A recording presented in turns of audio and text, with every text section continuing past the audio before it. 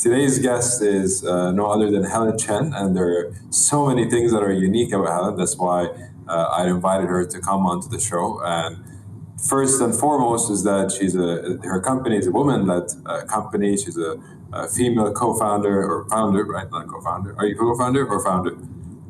We have co-founders. Yes, co-founder. Okay, I think they're male co-founders. So it's a female-led company. And the other thing that's really unique about Helen is that opposite to everyone else, she actually moved from Silicon Valley to Dubai instead of from Dubai to Silicon Valley to start her company. So Helen, welcome on the show. How are you today? Ray, good. Thank you for having me, Ray. Yeah, thanks for joining us. So first to start with, if you can talk about the two things that I just mentioned, would be great to know more about your story and your journey. When did you move to Dubai? Why did you move from Silicon Valley when you're in the middle of the major tech hub of the world, where you could have started Nomad over there? Why did you come to Dubai to start it here? And I believe also you were an investor before. So you're an investor turned co-founder, entrepreneur. So that's the third unique thing about you. So walk us through your journey. Absolutely. So thanks everyone for tuning in to another Maté Conversation. I'm Helen. I'm the CEO and co-founder of Nomad Homes. Nomad Homes is empowering buyers and renters to confidently find their best home. A little bit about myself, which Ray has already mentioned. I was an investor by training. I went to Wharton undergrad. I started my career at Blackstone and Goldman Sachs doing investments for them. I also spent some time in China at the Sovereign Wealth Fund before I realized that I didn't want to be an investor for life. So I was like, okay, cool. Good time for me to go to business school. Lucky enough to get into Stanford. There I started pursuing my passion, which has always been in real estate. Silicon Valley is always at the intersection of whatever you're doing plus whatever, technology is in that field. So I started, spending my time looking into property technology or prop tech companies in the US, internationally. And I found that, buyers and renters across Europe and the Middle East have a very difficult time finding their best home. And, finding your home is the most important thing, both personally and financially, especially during COVID, because we spend so much time at home. So I actually fell in love with the problem and the customers, and I wanted to fix this problem for them. So much so that I actually dropped out of Stanford after my first year. There's fun fact number 4. I'm a Stanford dropout, and started Nomad. So, since starting Nomad with my co-founders, Dan and Damien, we're live in Dubai and Paris. We've been operational in Dubai since June. I think the most important thing for us is we want to help our customers find their best home. And Paris is your second city that you very recently launched. And I think you're going there soon as well, right? Exactly. We'll get to the growth of that as well in a bit. Great. Looking forward to it. So to talk about, the first part I want to delve, so the things we're going to talk about today is want to learn more about the product that you've built. How do you go about building the product? The property market within Dubai and the region is quite competitive as well. So when you first started building your product, how do you go about deciding, what pain points are you solving? What are some of the issues that customers are facing? And specifically within Dubai as well. I mean, personally, I've moved about 2 times or 3 times, relocated houses in Dubai. And yes, the process and trying to find a house is not very pleasant.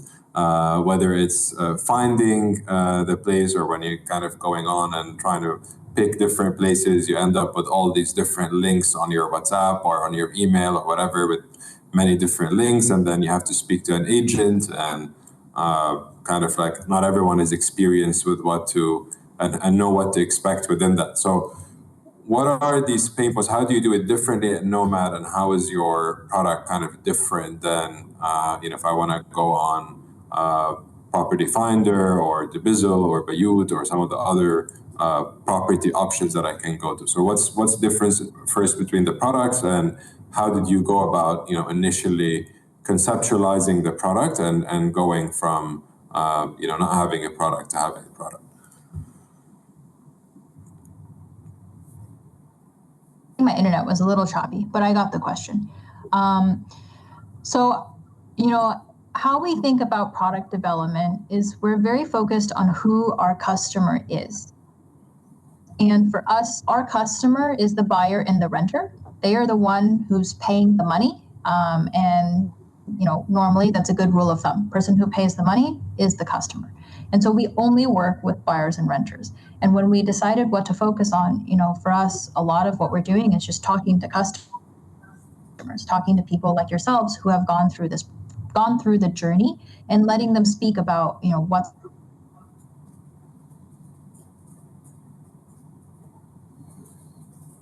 most painful to them. So when we, there's a couple speak with our customers, a couple pieces that really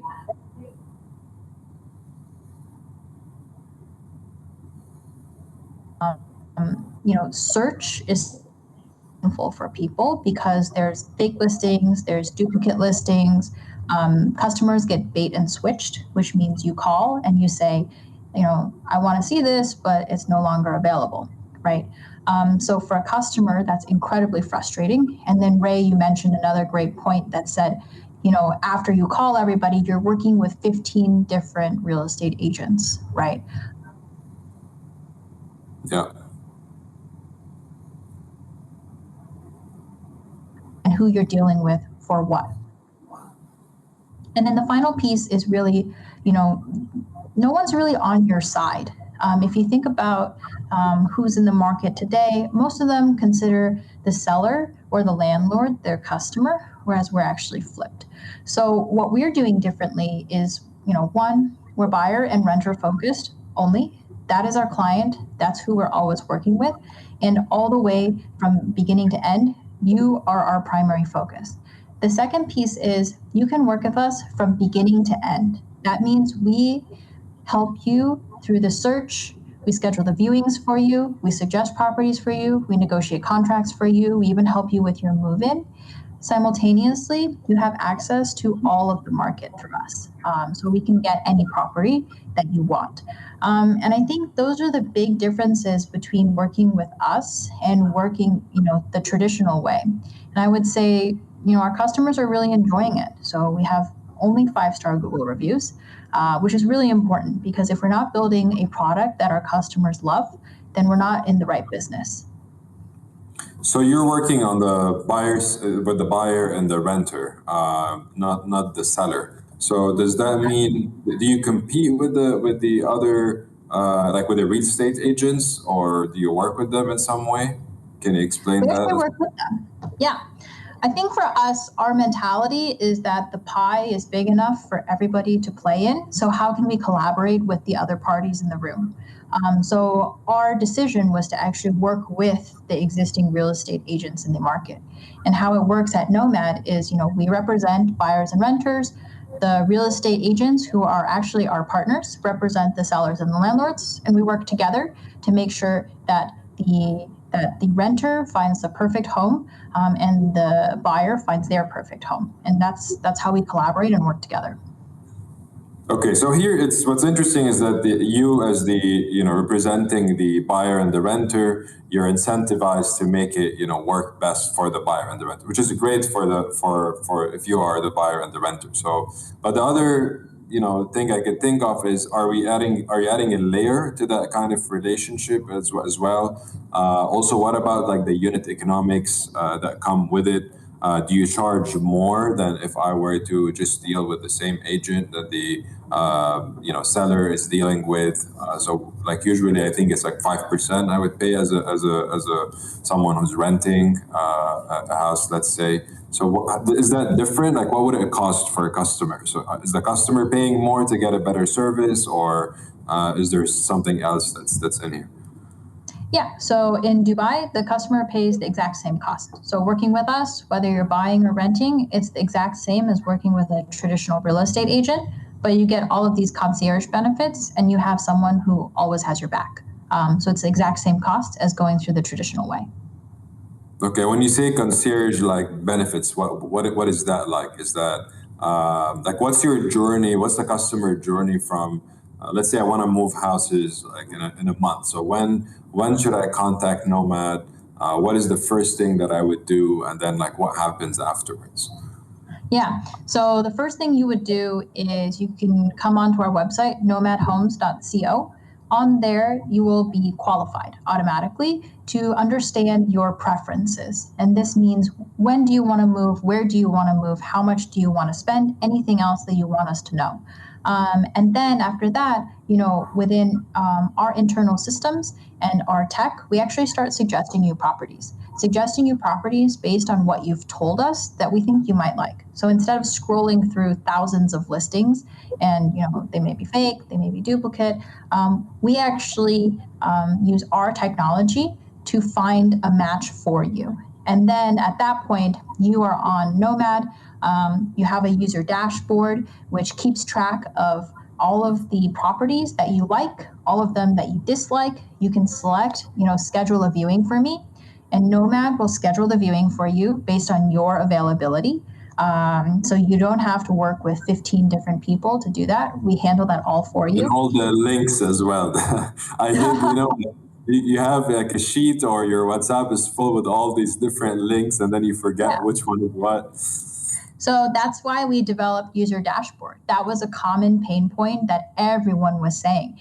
Everyone said, oh, I have this Google sheet. I share it with my partner, with my family, or I have this Excel. Like, can you do something about this? It's like, yeah, we can do something about that. Let's make it into a product feature.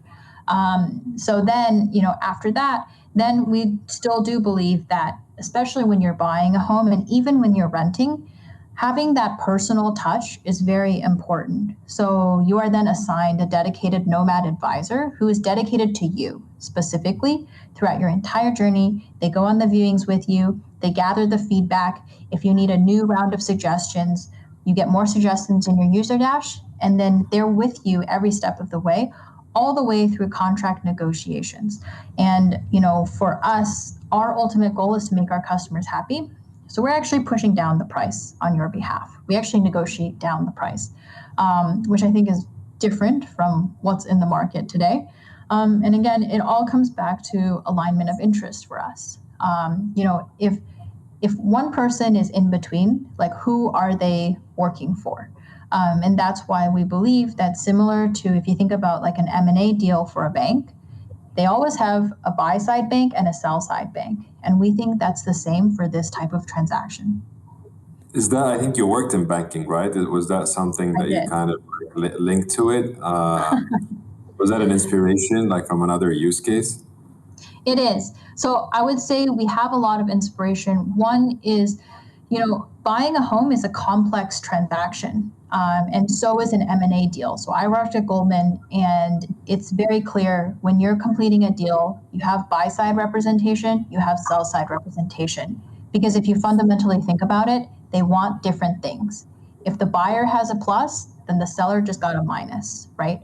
And so each side deserves and needs their own representation. And, having buyer and seller representation also is something that exists in other places around the world. So for example, in the US, it is mandated by the Realtors Association that buyers and sellers have separate representation. And if you want that person to be the same person, you have to sign a waiver. Again, this is because of the alignment of interests. And actually in China, which is where we take other pieces of inspiration, that's the same thing as well. So people are coming to understand that, having someone on your side makes it an easier process and is more aligned with you. Yeah, that makes sense, because at some point in some transactions, you can get to a point where there's an incentive for the agent to raise the price or whatever in order to make more commission or more money in some way. It depends on the price and what commission they're getting. You spoke about something that's very interesting. So you spoke about how like I can answer as a user, I can answer a few questions, and then you kind of like personalize or give me options on different houses. Typically, the way I've done it on other kind of platforms is it's the price range, the square footage, it's the obvious stuff. Is there anything that usually so? To tell you what I'm trying to get here, usually I'm looking for a certain style as well, but I find it difficult to find that style unless I know the building, like I know the specific building and how they look from the inside, so I know where to search, but that's not often the case. So is there a way that you actually kind of like customize so that you pull out, you understand the users or the buyers kind of like style and their preferences and show them these things? Absolutely. So if you think about finding your home, you're not only thinking about how big is it, how much money am I going to spend, or how many bedrooms. That's kind of table stakes, right? When you actually decide on the home that you want to live in, oftentimes is it white? Does it get a lot of natural sunlight? Does it have a balcony? Is it floor to ceiling windows? Which direction is it facing? Does it have a view? So those things are really difficult to actually filter for, right? And oftentimes those filters are not available, especially if you think about, I want hardwood floors, or I want white kitchen cabinets, or a gas stove. Those are requirements that oftentimes our customers ask us for. And so what we've done is, we are a tech company at heart. And so at Nomad, we have these buildings tagged, basically. So we know that one, for example, I'll take Index, for example. Index has white interiors. It's modern, and a lot of people like that. And so when a customer comes to us and they say these things, we register it, we put it into our system, and then through the suggestions, it gets suggested back out that you will probably like Index. But we've taken it one step further as well. We know our customers' behaviors. So the other piece is, say you're in Index Tower in Dubai, you probably will like City Walk as well. So even if you didn't know about City Walk, we will suggest it to you because we know that other user history, that has been the trend. So we're learning from the trends of our users to better service our future customers. Is that human powered or is it like AI powered in some way in terms of the recommendation engine that you have? It's both. So if it's something that we know well, it can be auto-suggested. If it's something that we haven't had as many customers come through that way, then someone will actually check the suggestions and make sure that it works. Mm-hmm. Yeah, it's cool. I mean, a lot of usages is like combining human and AI is when it currently works best. Kind of like one on its own doesn't do the magic that it does when you combine the two together. So how did your product evolve? I'm interested to know about, like, from when you started and launched or pre-launch. What was the first thing that you felt that was like a must-have in your product to launch with, and what's that process as well? So what was your methodology to kind of decide what are the main things, their features or requirements, especially that you're particularly unique, at least in this market. There isn't other players that are offering exactly the same thing you're doing. I'm not sure if there are. Did you base that on certain things that you had in mind, or are there other references? I mean, many startups within this region, kind of always have an idol or another company in the US that's successful in that space, and they kind of try to inspire or follow that path that the other company followed. So what was your kind of approach to that on a product specifically level? Yeah. So if you go back into the Nomad archives, when we first launched, a lot of it was just, how can we display homes for our customers to view?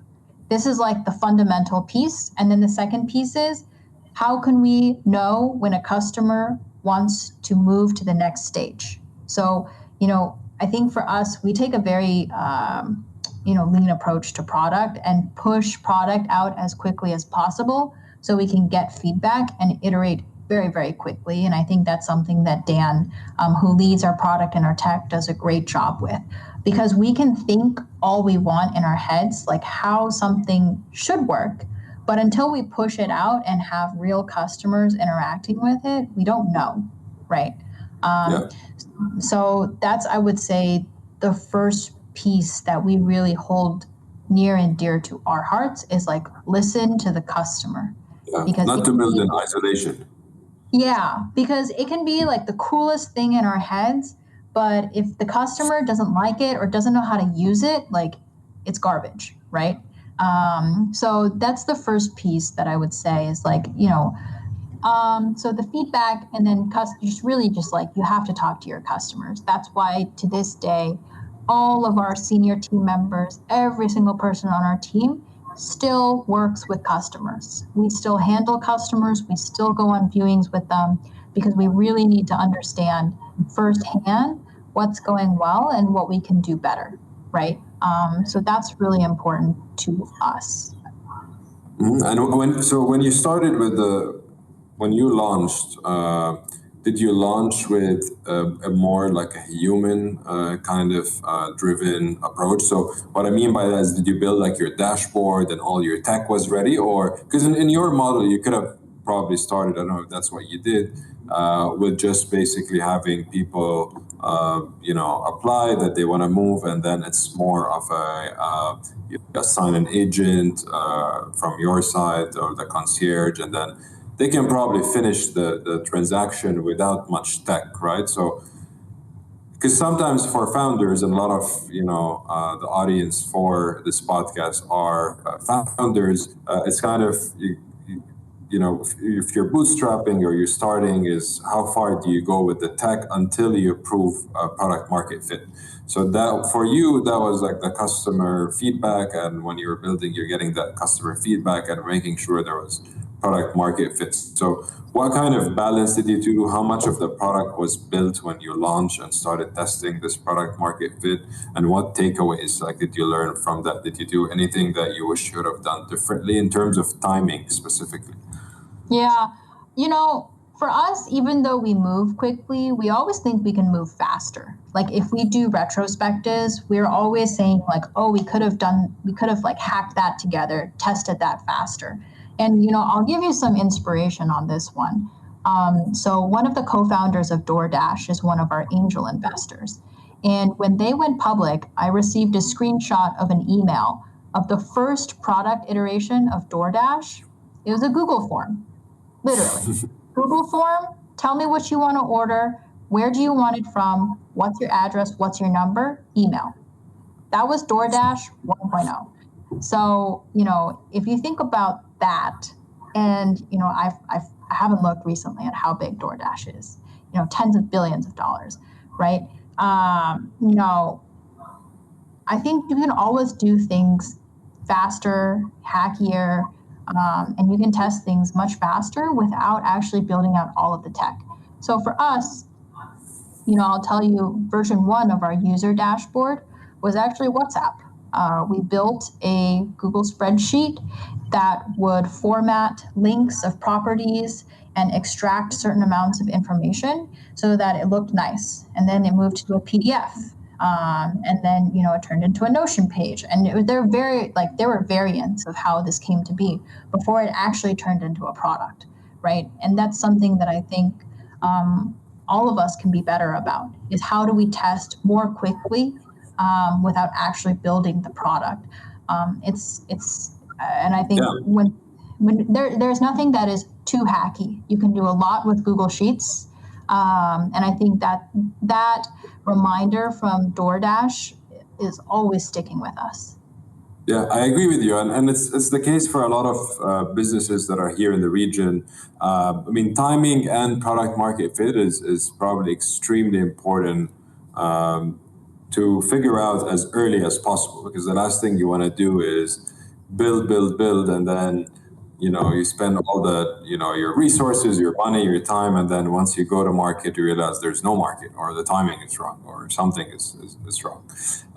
So when was that kind of when was the realization for you, or the turning point that you felt that, okay, this works, let's go all out, let's build the product? When was that? How many months in from when you guys came up with the idea and started working on it till you actually like went full on the tech? I would say probably like 3 months in. We like tried to help someone rent their house, basically. That's what we did. And I think at that point, of course, we're simultaneously developing tech as well, because you probably need some sort of landing page for Nomad. When people come to visit you, you need to understand, like, we're a real company. But I think, that was when we had our first, call it like transaction, and the customer liked it. So then after that, we had our like official launch in June, post-COVID. And then, after that, it kind of snowballed. And I think where we get comfort is that when we talk to our customers, they say, Nomad has changed the way that I view buying and renting. And that, to a founder's ears, is like the best thing you can ever hear, right? I recommend you to my friends. I want to use you again. There's nothing else that we can ask for. And at that point, then we start asking, okay, so what did we do specifically that you liked? What can we do better, right? And that's where that feedback loop comes into play. How do you collect feedback, by the way? Because feedback is, everyone thinks, okay, you have to listen to customers, you have to collect feedback. But many times, customers will not tell you what you should hear. They maybe tell you what, something else through surveys or through different ways that you do it.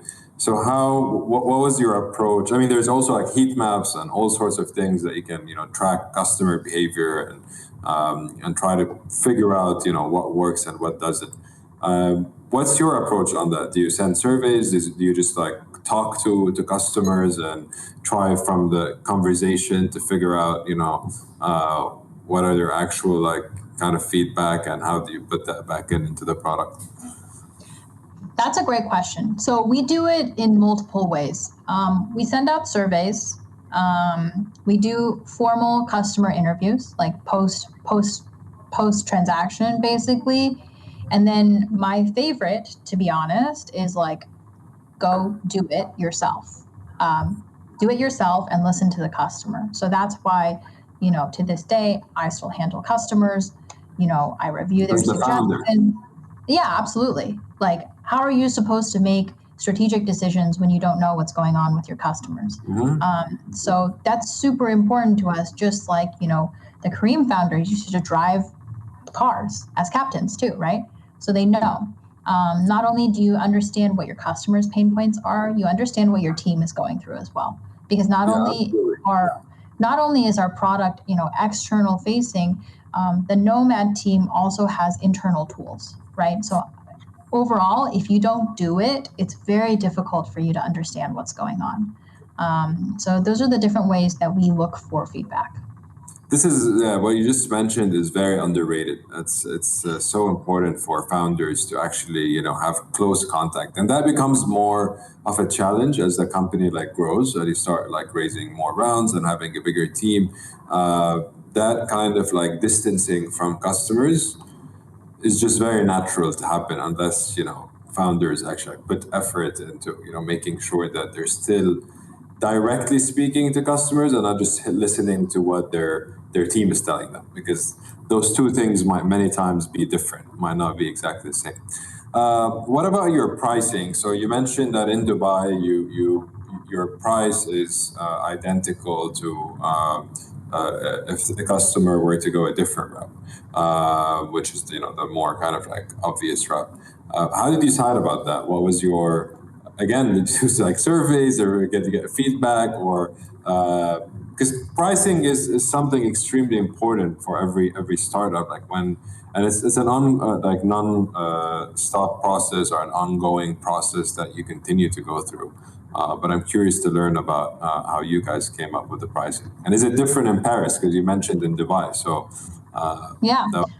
So pricing, you can do a lot of customer interviews to test willingness to pay. And I forget who wrote about it, but there's some really good articles out there about how to test willingness to pay for your product. And so, for us, we talked to a lot of people. and said, would you be willing to pay for this product? How much? How much would you pay? And we found that, sometimes you can ask in percentages, sometimes you ask in dollars. Like, would you be willing to pay $500 or $1,000 or $2,000 or something like that? And so for us, Dubai is unique in that the buyer and the renter actually pay for the real estate agency commissions. So we felt that if we were to increase something that the buyer is already paying for, that might be a little bit challenging, right? But in Paris, actually, the buyer doesn't pay for anything.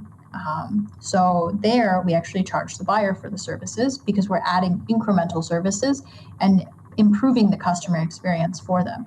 And so pricing is pretty, I would say, unique to each launch market that you're in. But I would say it's also an art too. Like I would say in more high frequency transactions, you have more ability to test pricing. But when something is as chunky as buying a home or renting a home, you don't get as many data points as, if you're putting the pricing around. Let's say when you're selling, a cup or something like that. Yeah, jump into market expansion and speaking of Paris, and you're expanding now and growth in general. So when you're doing the one, like on the pricing topic, are you worried that you're entering a market that buyers typically don't pay for this? What indicators made you convinced that people will, because what you're asking for essentially is that you're asking someone who usually doesn't pay for anything to come and actually pay for a service on top of what they usually do. So did that come from like a real pain point that you saw with customers in Paris? And how long would you kind of like, what's your approach to figure out again about timing and product market fit in Paris, that is it going to work or not? Yeah, that's a great question. So for us, I guess the last piece that I didn't mention in pricing is you have to benchmark against services that are already in the market. So, in Paris, there are some old school, house hunting agencies that do this, and they charge anywhere from 2 to 5%. And so as we're benchmarking, what's the willingness to pay of a buyer, there we actually had good benchmarks of saying like, okay, people are willing to pay up to 5%. So let's start somewhere in the middle, and then let's move our pricing around to see what people are willing to do, right? And then the other piece I would say is like, your initial pricing to get customers in the door is probably going to be different from your long-term pricing, right? Until you have the brand awareness and the reputation that you are really adding value to the customer and improving the customer experience, I think, in the beginning, you kind of just need to get customers in the door, right? Obviously, it shouldn't be, it could be free, actually. But that's a judgment call for each company. And I think there is a big difference between, your initial pricing and your steady state pricing. Yeah, makes sense. But what is your growth kind of like approach other than, within markets? So market expansion is obviously one as you're entering a new market, but within each market, what has worked for you in terms of growth and marketing? Yeah. So fundamentally, you need to have a product and an experience that your customers love, because no matter how much money you put into, marketing or Google or Facebook or whatever, if you don't have something that customers don't love, it's very difficult to push that. So that's number one for us, is that every time we do something, we need to make sure that our customers like what we're doing. And then the second piece is, you need to find your channels, right? Not every channel works for everybody. And so there's a really great article out there called The 3-Lane Highway.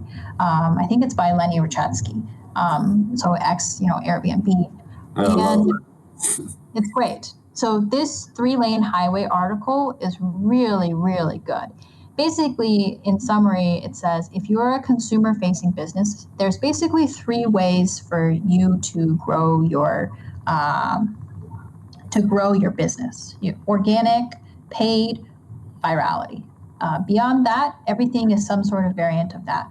And so pick your lane and go with it.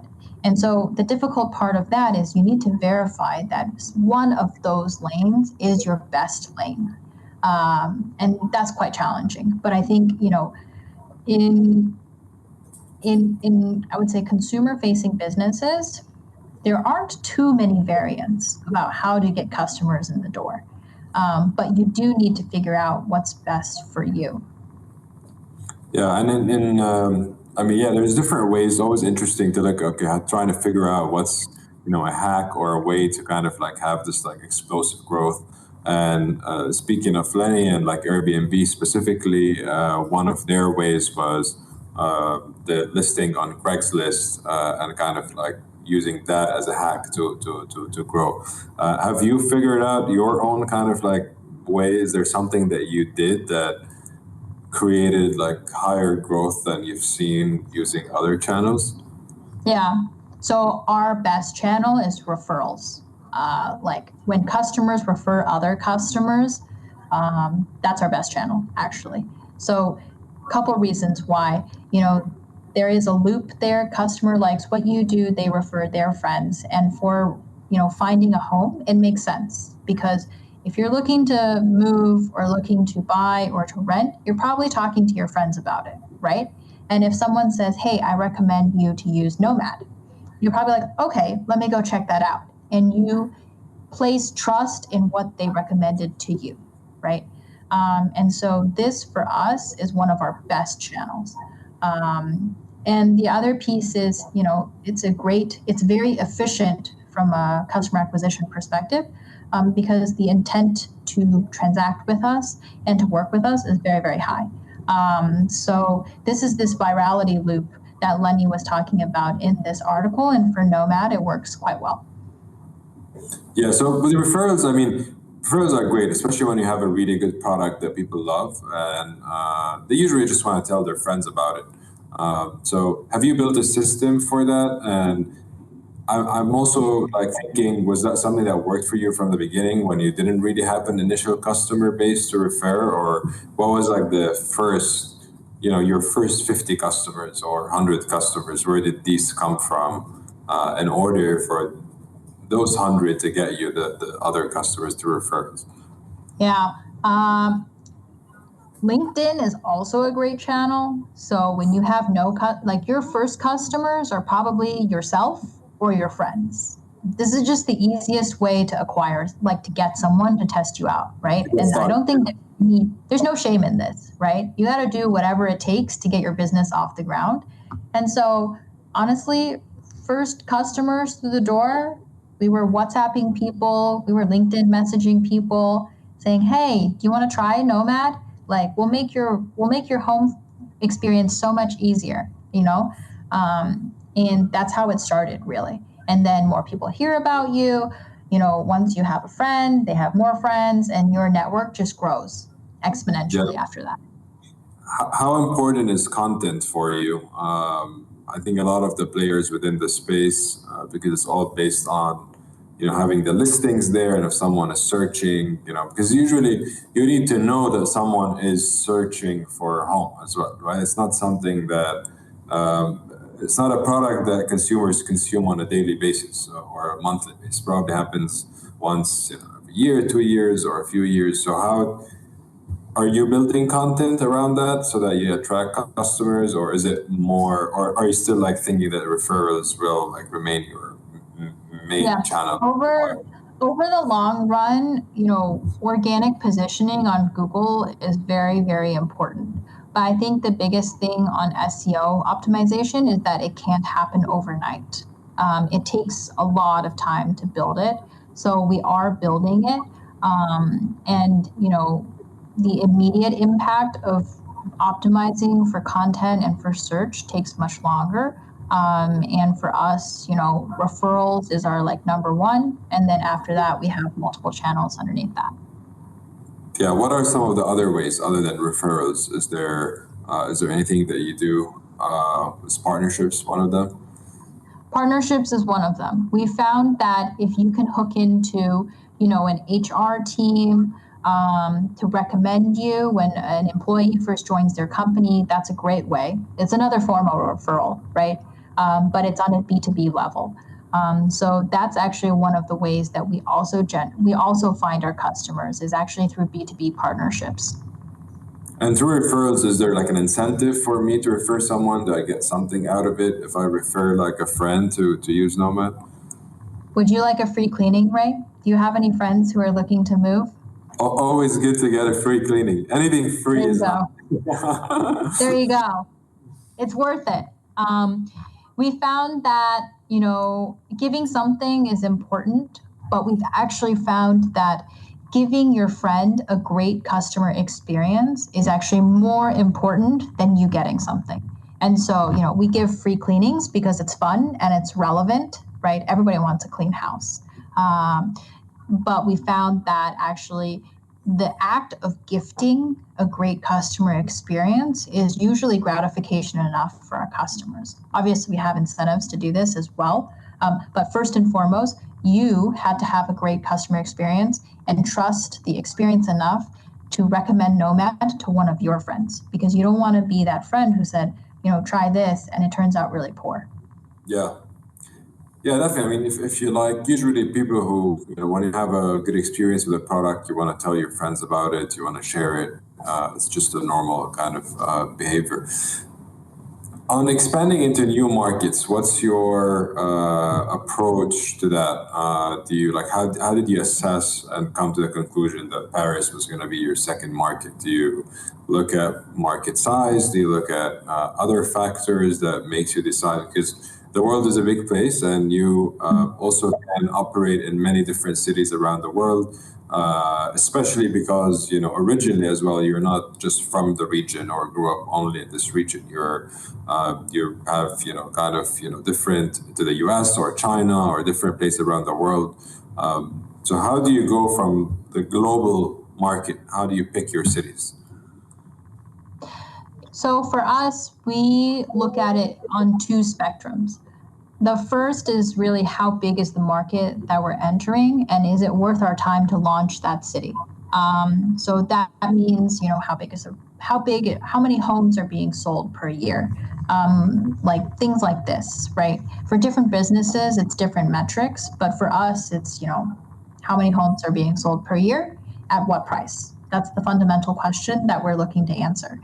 And then the second piece is, is our team the best team to solve that problem in that market? I think Damien, my co-founder and our COO, was number 6 on that Uber Paris team, and he was running Uber Eats across the Gulf. So he has that operational expertise to launch new markets, and especially the Parisian market, right? So those are two factors that we really look at is, one, is it big enough? And 2, are we the right people to do it? Yeah, I know so many startups that this is one of the areas that you make the most mistakes in, and kind of like underestimate in some ways, including markets that seem to be similar on the outside, like, for example, even expanding from the UAE to another market in the region, which is another Arab country, but it turns out to be very different. And some of them now, like some of the bigger players, even like startups that are fundraised more, are bringing in consultants and doing like these strategy kind of like market assessments and slides and so on. Is that something that you think is important, or is it more about how much of it is science and how much of it is like more like gut and feeling as well? Yeah, there is science to it, right? The numerical of how big is this market, that's science. Are we the best team to do it? That's a lot of qualitative, that's a qualitative assessment, right? Yeah, it's not science. So, there's obviously competitive landscape analysis, like you can do the analysis on that. But at the end of the day, it is up to the leadership team and up to the people who are launching that market to say, yes, I'm going to do it. And, we're going to do it the best. So there is a leap of faith that you have to take when you launch a new market. And once you take that leap of faith, everyone on the Nomad team is committed to making it work. So I think, it is an art and a science for sure.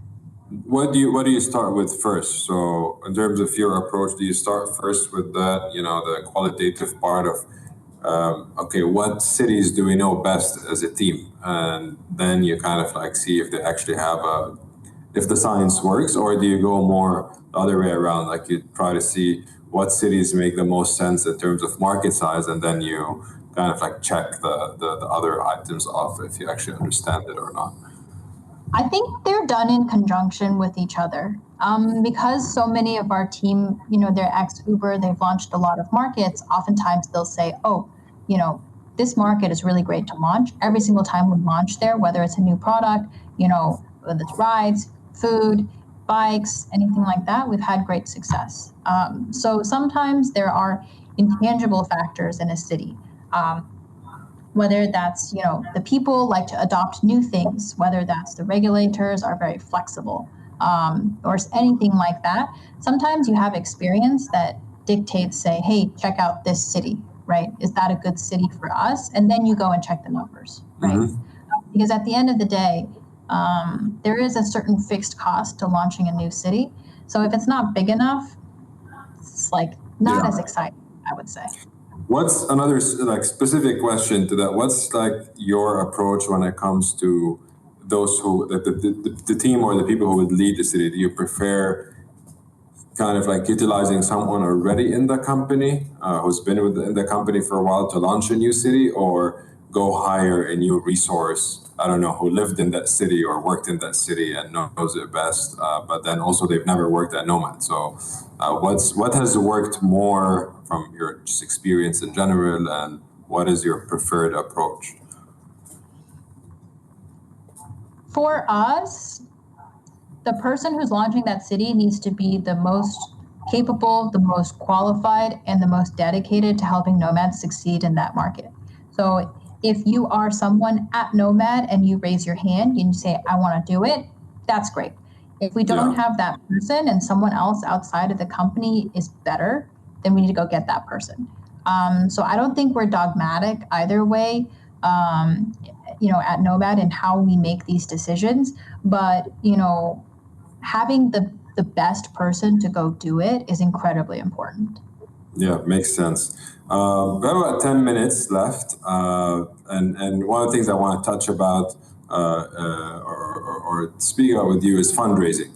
You fundraise, again, go back to your story, you've moved from Silicon Valley to Dubai, and you decided to bring that money with you in one way or the other, which is good for Dubai. I mean, Ray, I didn't pack it in my suitcase and bring it on the plane with me. So what made you decide, like, how did that happen in terms of like timeline? Did you move first and then fundraise from people network you've known, or and what made you decide to go after which investors? I mean, for many people like that, it doesn't have to be tied to location, but for many it is. Like, where am I fundraising from? Where are my investors based? Yeah. So for us, the way we think about, so I guess just for people's context, we've raised $4 million in seed funding. We raised it last year, and our investors are Comcast Ventures, Partech, Abstract, WonderCo, Precursor, and Class 5 Global, among other angels as well. So it's a very diverse group of funds and individuals, both from the Valley and also globally. So that's our investor base. And when we think about who are our investors and who is best suited for Nomad, the first thing for us is we actually view all of our investors as our partners. They are our capital partners. And so when we talk about partnership, people need to believe and come together on the same vision, right? Do you believe in what we are doing as a company at Nomad, and what we are building, and the market that we are tackling, and the problem that we're tackling? So that's like fundamental, like vision alignment first, right? And then after that, certain investors are better at certain things. So some investors, have really big strength in consumer, or some are really good at helping, launching 0 to 1 seed stage companies. Others have really great networks in a particular field. So I think when we think about constructing our investor base, we like to have a mix of people. right? A mix of investors that support Nomad no matter what we do. So I think that's how we think about it. How many of your investors, I think you have a number of angels on there as well. So how many are angels and how many are funds?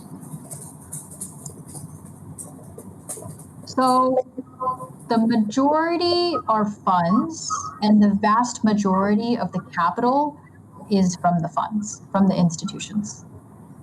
What is the, I mean, other than the capital itself, what things do angels bring to the table that funds don't? Is there a particular reason why you didn't just invest all from funds? Was it just about, what was available, or was there other factors? Yeah, so a lot of our angels bring domain expertise. So we have a lot of prop tech CEOs, like the founder of Fly Homes, which is Andreessen Horowitz company. CEOs who have done it before, who have faced similar problems, who we can pick up the phone and call, right? We can pick up the phone and say, hey, we're facing this problem. How do you think about that, right? And that's where we get a lot of value from our angel network. Is really, they probably have some sort of domain expertise, and we want to learn from them. Yeah, makes sense. Lastly, one thing that I touch upon when I started is you're a female founder and CEO. Does that have any impact on way of doing things, especially being in a region which is starting to become more supportive to women? But in general, what has been your experience with that? And also maybe if you can tell us a little bit more about your team. Yeah, absolutely. So, for me, I've generally always been the only female in the room. I started in finance, in private equity in New York City. Like, I was the only woman in my analyst class. And then I moved to Silicon Valley, which is also very male dominated. And then to top it all off, I'm in the real estate plus technology industry. So real estate also, I'm just adding and adding and adding in terms of the powerful men that surround me, right? So to be honest, because I grew up in an environment where I was the only woman in the room, I don't really think too much about it. First and foremost, I am one of the founders and I am a CEO of a company. I don't think, being a woman or being a man should really impact the fact that first and foremost is my responsibility to the company. So I think that's generally how I approach it. And in terms of, what I feel on a day-to-day basis, I think, the region and the industry are quite open, right? I don't feel like I'm boxed out because of the gender or my ethnicity or anything like that. So I think, being a female founder and the CEO gives me a great platform to support women in technology, women in real estate, even women in finance. But fundamentally, I view myself as a founder and a CEO first. I agree. Yeah, and usually when you want to hire, do you look for more women, or what's your approach to that? Yeah. So when we hire, we do have a rule of, for every single role at Nomad, there must be one woman candidate and one male candidate. And we believe that in a world where 50% are women and 50% are men, we should be able to do that, right?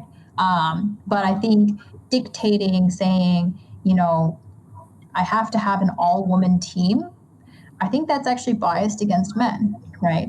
I think for us, at Nomad, we are very much a meritocracy, which means we want the best people supporting this company and to build Nomad for the long term. Yeah, that's an interesting rule. I like that. And what's next for Nomad? On a closing note, we're almost reaching the hour. What is next for Nomad other than Paris?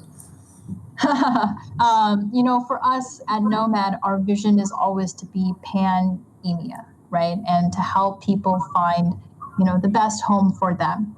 And so, obviously, growing in the cities that we're in, improving on the customer experience, improving our product to deliver a better customer experience, and new city launches to come. So that's what's on the docket. And of course, if you're looking to move, whether that's buying or renting, come visit us at nomadhomes.co. Awesome. That was really great. Thank you very much for joining. There's so many things that other founders can learn from. So if people want to learn more about Nomad, we've had the website on this for watching some video, nomadhome.co, and where can they find you? You can find me on LinkedIn.